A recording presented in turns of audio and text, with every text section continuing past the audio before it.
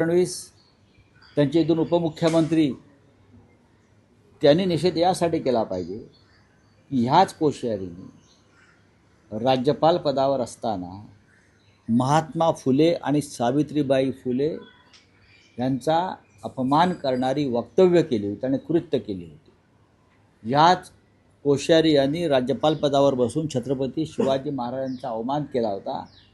याबद्दल महाराष्ट्र सरकारने देवेंद्र फडणवीस राज्याचे मुख्यमंत्री आणि त्यांच्या दोन उपनी या पद्मभूषण जो त्यांना दिला, शिवाजी महाराजांचा अपमान करणाऱ्यांना, शाहू फुले आंबेडकरांचा अपमान करणाऱ्यांना नरेंद्र मोदींचं सरकार सन्मानित करतं।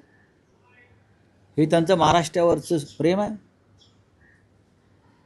फडणवीसांनी याचा निषेध केला पाहिजे मुख्यमंत्र्यांनी। हिरव्या रंगावरनं बरंच राजकारण होत आहे।